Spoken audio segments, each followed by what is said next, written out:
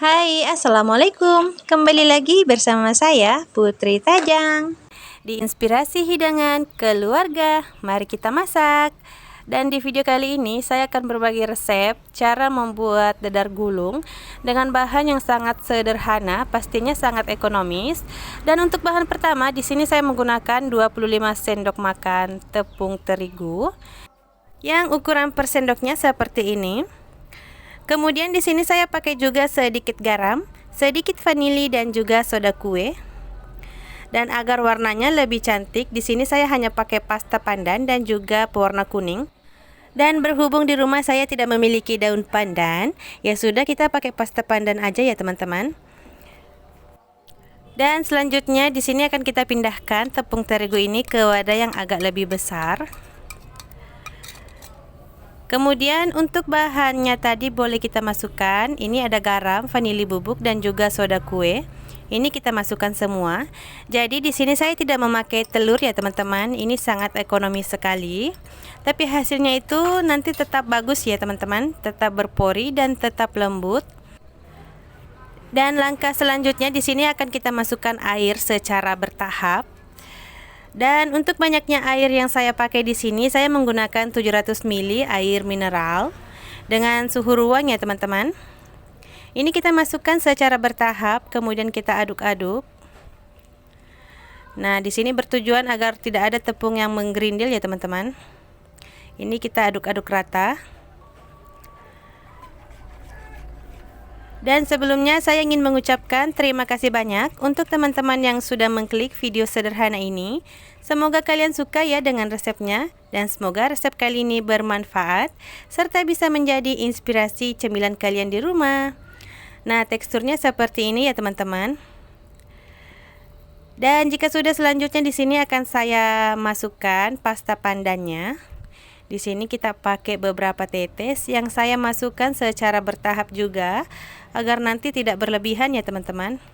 Nah, di sini saya masukkan 2 tetes terlebih dahulu, kemudian kita aduk. Nanti jika dirasa kurang, kita boleh menambahkannya kembali ya. Dan di sini sudah saya tambahkan kembali ya teman-teman. Total saya pakai 5 tetes pasta pandan dan warnanya itu seperti ini. Di kamera ini warnanya kurang hijau ya teman-teman, padahal aslinya ini sudah cantik. Dan untuk mempercantiknya lagi, mempercantik warna hijaunya, di sini saya pakai 1 tetes pewarna kuning. Ini bertujuan agar warna hijaunya itu lebih cantik lagi, lebih segar lagi ya teman-teman. Nah, ini kita aduk-aduk rata seperti ini. Dan untuk warnanya ini sudah cukup. Selanjutnya ini akan saya perlihatkan kepada teman-teman kekentalan adonan kita seperti ini ya. Tidak terlalu kental ataupun tidak terlalu cair.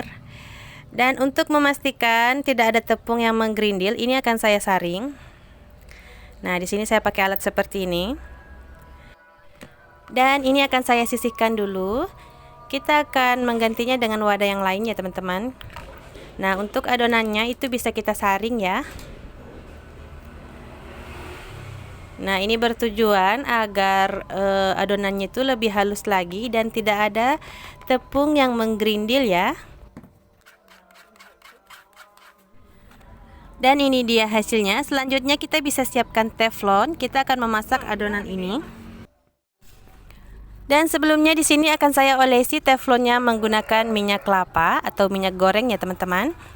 Di sini saya lebih suka menggunakan minyak kelapa daripada margarin ya teman-teman. Dan selanjutnya ini bisa kita tunggu sampai teflonnya itu benar-benar panas. Nah, teman-teman bisa lihat sendiri ini sudah panas ya, ada uapnya. Dan ini sudah saya taruh 1 sendok sayur adonannya. Kemudian kita putar-putar seperti ini ya teman-teman. Dan ini akan kita tunggu sampai pinggirannya itu rada kering seperti ini. Nah, ini tandanya dia sudah matang ya teman-teman. Ini sudah bisa kita angkat. Dan teksturnya itu tetap berpori ya. Jadi kunci agar kulit dadar kita itu berpori ada pada saat kita memanggangnya ya teman-teman. Pastikan teflonnya panas sebelum memasukkan adonannya. Nah, ini seperti yang saya lakukan. Nah, ini akan kita masak sampai matang. Dan jika sudah matang, selanjutnya ini bisa kita angkat, kemudian kita taruh di sini aja ya.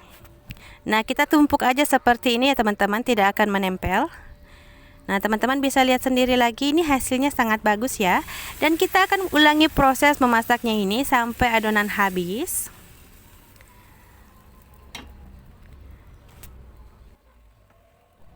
Dan ini akan saya lanjutkan sampai selesai ya.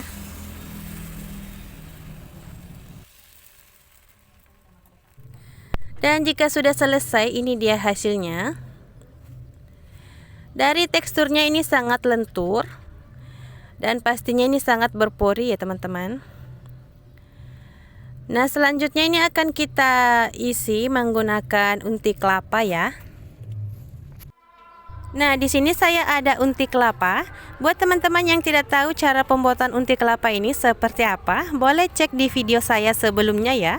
Di situ ada cara pembuatan unti kelapa yang bisa awet sampai 3 hari di luar kulkas, bahkan sampai seminggu ya teman-teman jika cara masaknya itu lebih tanak lagi. Nah, langkah selanjutnya di sini akan kita langsung isi aja dadarnya ini. Nah, di sini saya ambil 1 sendok unti kelapa. Seperti ini. Nah, untuk isinya sesuaikan selera aja ya teman-teman. Kemudian untuk sisi kiri dan kanannya ini akan saya lipat ke dalam seperti ini. Nah, untuk selanjutnya kita akan gulung-gulung seperti menggulung pada kue dadar sebelumnya ya. Nah, ini dia hasilnya. Dan kita akan lanjut proses ini sampai semuanya selesai.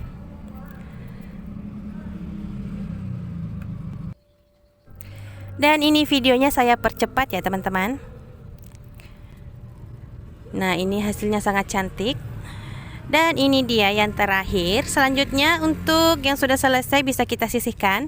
Nah, ini masih ada sisa dari unti kelapanya, kita akan simpan di dalam kulkas ya teman-teman. Dan jika sudah, selanjutnya ini bisa kita sajikan. Nah, teman-teman bisa lihat sendiri penampilannya seperti ini, sangat cantik ya, berpori dengan sempurna. Dan untuk teksturnya sendiri ini lembut ya, ditambah dengan isian unti kelapa yang enak, manis dan gurih, tentunya menambah kue dadar ini makin enak. Pas buat cemilan ataupun teman ngeteh atau ngopi. Dan pastinya ini bisa juga dijadikan sebagai ide jualan ya teman-teman, sangat ekonomis.